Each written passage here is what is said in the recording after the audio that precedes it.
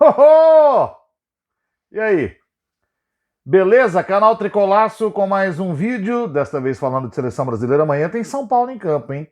Tem jogo de São Paulo para a gente analisar aqui, mas vamos lá. Um alô para quem está com a gente aqui, obrigado pela preferência sempre. Estamos aqui depois de Brasil 1, Uruguai 1, fechando o ano da seleção brasileira nas eliminatórias da Copa de 2026. E se fosse só o resultado Brasil 1, Uruguai 1, estava tudo bem. O Uruguai tem um time muito bom hoje, com grandes valores. O Brasil também tem bons jogadores, as duas são seleções grandes, tradicionais. É um clássico, empatou, tá tudo certo. O que não tá certo é empatar com a Venezuela para depois empatar com o Uruguai, depois de ter ganhado do Chile e do Peru, tendo depois do Uruguai, na sequência, Argentina e Colômbia. Olha lá, olha ele de novo aí. O encadeamento. Sempre falo dele aqui no Brasileirão, mas serve para a seleção brasileira também. Até porque, se a gente lembrar que no primeiro turno das eliminatórias, o Brasil perdeu para o Uruguai, com quem empatou hoje, perdeu para a Argentina e perdeu para a Colômbia. Né? É incrível, né, cara? Toda vez que eu falo disso, eu tenho que lembrar daquele monte de gente que arrebentou com o Tite quando o Brasil saiu da Copa do Mundo, cara. E o Tite não perdeu de ninguém nas eliminatórias, e o comentário é, né? Não perdeu de ninguém porque fez a obrigação, esses timecos aí da América do Sul. É assim que eles tratam. Ou tratavam, na época. Eu aqui continuava achando tudo time grande, claro, são times inferiores à média dos times europeus, mas são seleções fortes, de camisa forte. E o Brasil ganhou de todo mundo, cara. O Brasil não perdeu nenhum jogo nas eliminatórias. Mas aí sai da Copa, e aí você tem obrigação editorial, muitas vezes, de descer o cacete. Eu estou dizendo isso não porque o Tite ia sair da seleção, já tinha falado que ia sair, tal, não é para defender uma permanência, não é isso, não. É porque ele não merecia sair daquele jeito. Achincalhado, ofendido, xingado, tratado mal, tendo seu caráter posto em dúvida, sabe? Você podia fazer uma crítica pontual a respeito do que tinha acontecido ali nas quartas de final da Copa do Mundo, tá tudo certo. Porque a realidade se impôs depois disso, com Ramon Menezes, com Fernando Diniz, em quem eu apostava, e agora com Dorival Júnior. É tudo muito ruim. É tudo muito ruim. Agora, tem que se levar em consideração algumas coisas. Por exemplo, o Brasil vai terminar essa rodada das eliminatórias na quinta posição. Começou em sexto, né? Então subiu uma. Mas poderia ter terminado em segundo, porque a Colômbia perdeu para o Equador. O Brasil tem 18 pontos agora, tinha 17. Se vencer, seria 20. O Uruguai ficaria com 19. O Brasil seria o segundo colocado atrás da Argentina com 25. Então, o Brasil está em quinto, mas está em quinto com 18, atrás da Colômbia com 19, do Equador com 19 e o Uruguai com 20. No fundo, dá todo mundo embolado ali. Então, do ponto de vista da pontuação, melhorou. Que dá para a gente dizer assim,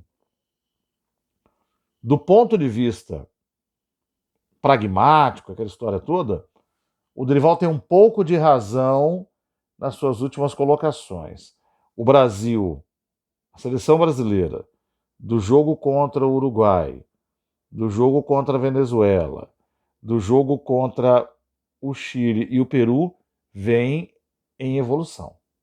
Ô, você tá louco, não. O time que joga contra a Bolívia joga muito mal. O time que fez o jogo anterior, não lembro agora contra quem foi. Foi contra o Equador? Cara, sei que o Brasil fez jogos terríveis. O Brasil fez uma Copa América, na minha visão muito particular, eu disse aqui, indigente. Depois começa as eliminatórias com o Dorival, porque até então ele não tinha treinado o time nas eliminatórias, também muito ruim. Melhora um pouco à medida que os jogos vão passando. Joga bem fora de casa contra o Chile e vence. Joga bem contra o Peru em casa e goleia. Mas são seleções hoje muito fracas. Aí o Brasil pega a Venezuela, que está num bom momento, mas que é a Venezuela, fora de casa e empata. Aí a gente vai lembrar, a Argentina foi lá e empatou também. Não está fácil ganhar da Venezuela lá. Aí o Brasil fez um bom primeiro tempo, com o segundo tempo sofrível. E hoje, lembra que eu falei no outro vídeo que eu ia esperar o jogo de hoje para fazer um julgamento definitivo do Dorival? O jogo de hoje tem muita coisa junta num jogo só. Mas, basicamente, para resumir, é o seguinte: o Brasil do primeiro tempo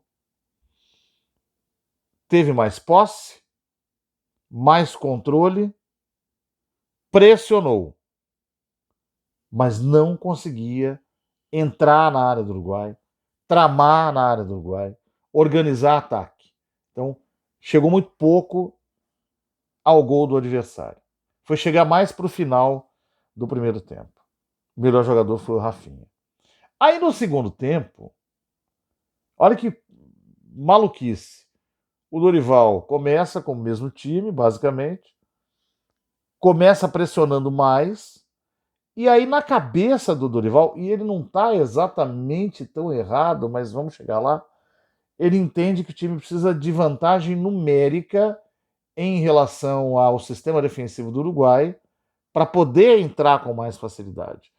Ele abre mão de tentar organizar melhor o time, com uma ou dois movimentos pontuais ali, para fazer uma modificação caótica, mas que ia lhe dar vantagem numérica de jogadores de pressão. Então ele tira o Abner na lateral esquerda, isola o Rafinha, que era o melhor em campo, não jogando na sua posição, jogando como meia, mas o jogador que mais se movimentava, que mais tentava, que mais chegava, isola o Rafinha do lado esquerdo como ala, para continuar tendo mobilidade com o Vini Júnior e a passagem do lado esquerdo com o Martinelli, que entrou junto com o Luiz Henrique no lugar, ó, vai vendo, do Igor Jesus. Eu não faria essa alteração. Ah, mas o Igor Jesus era o centroavante que o Brasil tinha ali. Era o cara da referência para você, pelo menos, coordenar jogadas pelos lados para ela chegar até o meio da área. Aí o Dorival passou a ter um jogador a mais de ataque na sua ala. Aliás, o Danilo virou mais ala do que zagueiro, né? Na visão, no desenho tático ali, era um time com 3 zagueiros. Se bem que estava todo mundo se mandando, né? O Danilo se mandou, Marquinhos, o próprio Gabriel Magalhães também. Aí, o Dorival ficou com um time, pô, era Luiz Henrique de um lado, Vini do outro, com o Martinelli, com o Rafinha. Muito caótico. Ah, detalhe, aí o Gerson, que estava trabalhando muito aqui dentro do círculo central, que é uma característica do Dorival, avançou. E ao avançar, fez um golaço. Gol de empate do Brasil. Antes de chegar ao gol de empate do Brasil, é importante chegar ao gol do Uruguai. O gol do Uruguai acontece no momento que o Brasil está pressionando o Uruguai com o mesmo time do primeiro tempo. O Uruguai, ao longo de todo o jogo, teve muita dificuldade para sair, porque a marcação, pressão do Brasil funcionava bem, porém é um time muito paciente, que quando abria o mínimo de espaço, ia para o ataque em ações coordenadas com 3 jogadores. E aí, com o Valverde pelo meio, com o Darwin Núñez mais pelo lado esquerdo, mas às vezes caindo também pelo lado direito, enfim. E esses caras, e o Araújo chegando junto também, até que esses caras conseguiram chegar numa jogada que teve 3 toques ali, o Valverde consegue abrir espaço, chutar e fazer um golaço, que é uma coisa que o Brasil não consegue fazer, tendo 18 jogadores no ataque. Porque não coordena jogadas pelas pontas, porque não consegue infiltrar pelo meio, não bate de fora. O único que fazia isso sozinho era o Rafinha no primeiro tempo. Tentava, né? Não é que ele fizesse. Ah, não falei do Savinho, né? Ah, não, Savinho, vamos chegar lá.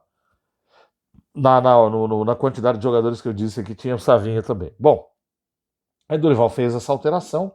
Aí você tem uma falsa impressão de que, o Brasil melhorou.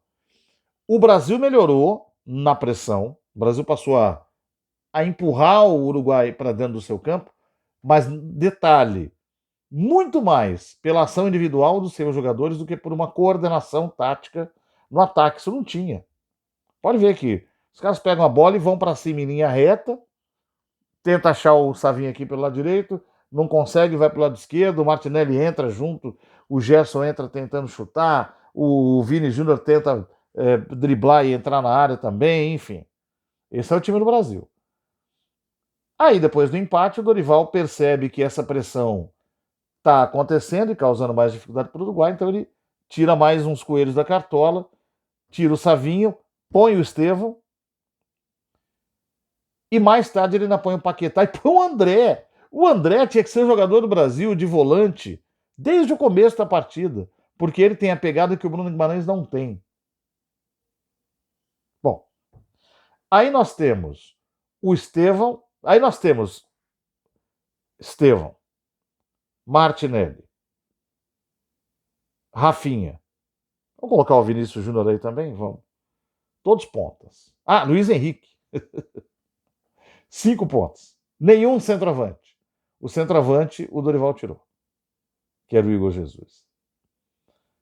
E aí você não tem as referências, você não tem o cara no meio da área para receber cruzamento de jogada de efeito do Estevão pelo lado direito. Então toda bola que vai na área cruza para o outro lado, para o Vinícius Júnior recuperar a bola, tentar entrar de novo driblando, ou tentar o chute ou bater para trás para ver se alguém chega para bater na bola. Isso foi decisão dos jogadores. Não tem ciência ali. Eu duvido que o Dorival tenha treinado com 5 pontas e nenhum centroavante. Se ele treinou, então ele realmente é um fenômeno. Dito isso tudo, eu acho que o Dorival daí não vai sair com ele nenhum. Não vai. Eu tenho convicção de que vai ser sempre isso aí. Então, se for sempre isso aí, a gente tem duas alternativas. Ou o Brasil. O Brasil vai para a Copa. Hoje eu tenho menos medo do que tinha há um tempo atrás. Ou o Brasil vai se enroscar na primeira fase, a gente não sabe como é que vai ser. O Brasil aos trancos e barrancos, quando for ver, vai estar na final, como o Dorival falou, e ele vai dizer me cobre. Porque não dá para fazer nenhum tipo de previsão para esse time. Nenhum tipo de observação que diga esse time vai por aqui, esse time vai por lá. Tá faltando coisa? Tá faltando coisa. O Pedro tá machucado, ele seria teoricamente o centroavante. A gente não sabe do Neymar, mas o Neymar hoje, mesmo com uma perna só, faz falta para a seleção brasileira.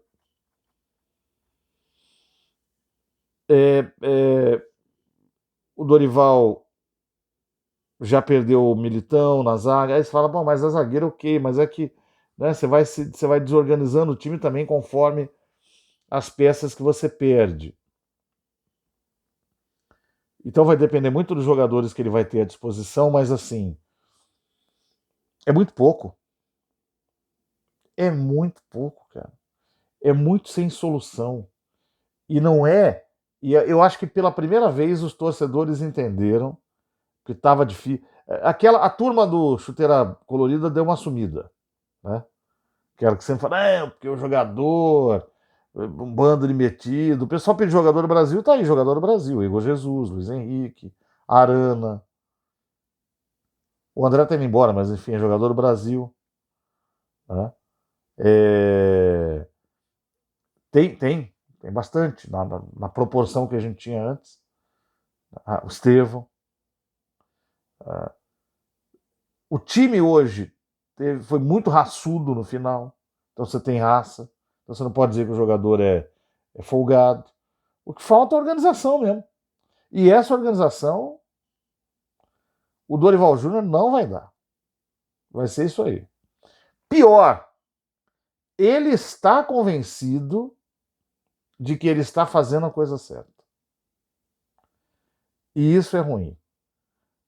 Ô Robson, mas você não falou no começo que o Brasil melhorou? Melhorou.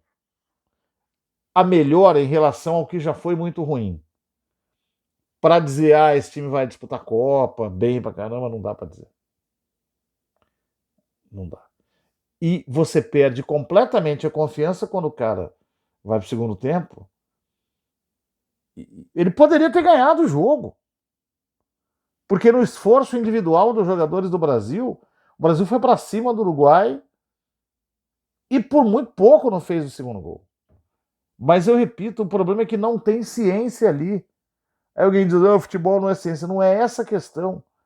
Você tem que saber por que as coisas estão acontecendo, para poder repeti-las depois, para poder tê-las como alternativa. Se você não sabe porque elas estão acontecendo, não adianta você ganhar de 80-0 daquele jeito, porque você vai ganhar uma vez, as outras vezes você não vai ganhar, porque você não vai saber remontar aquilo ali.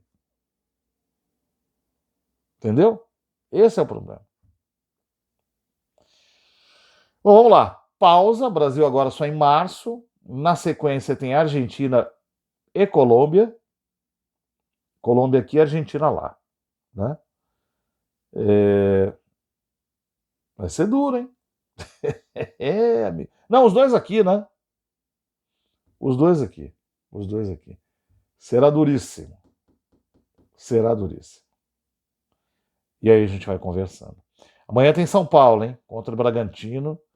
Vamos falar das coisas do tricolor aqui. Espero todos vocês aqui. Grande abraço e até lá. Valeu!